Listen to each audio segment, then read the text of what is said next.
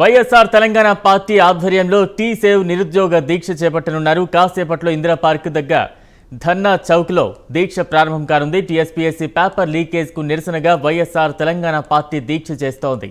ఈ దీక్షలో వైఎస్ఆర్ షర్మిల పాల్గొనున్నారు. అఖిలపక్షం నేతల హాజరవుతారా లేదా అనేది సస్పెన్స్ గా మారింది.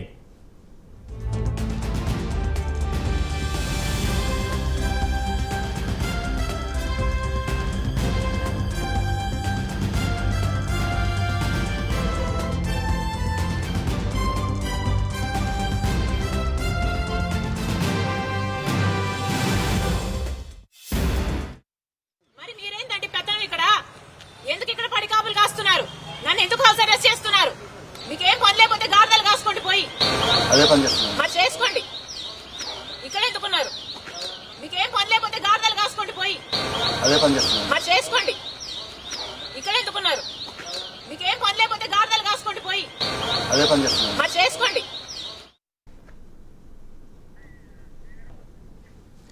రైట్, మొత్తంగా ఇందిరా పార్క్ వద్ద వైఎస్ఆర్టీపీ అధ్యక్షురాలు వైఎస్ షర్మిల టీ సేవ్ దీక్షకు దిగనున్నారు. దీనికి సంబంధించి తాజా అప్డేట్స్ మా ప్రతినిధి శ్రీధర్ అందిస్తారు. శ్రీధర్.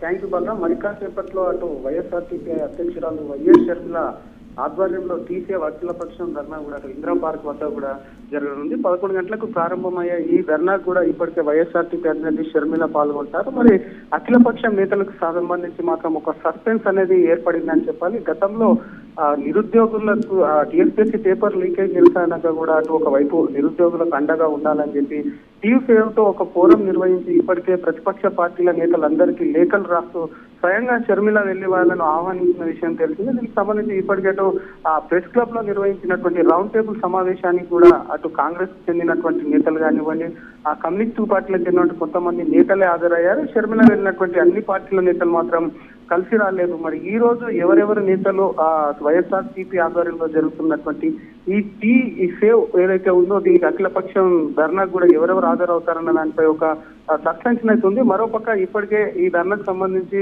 గత కొద్ది రోజుల క్రితమే జరగాల్సి ఉన్న పోలీసులు ఆ ధర్నాకు అక్కడ ట్రాఫిక్ ఇబ్బందులు తలెత్తాయని చెప్పి.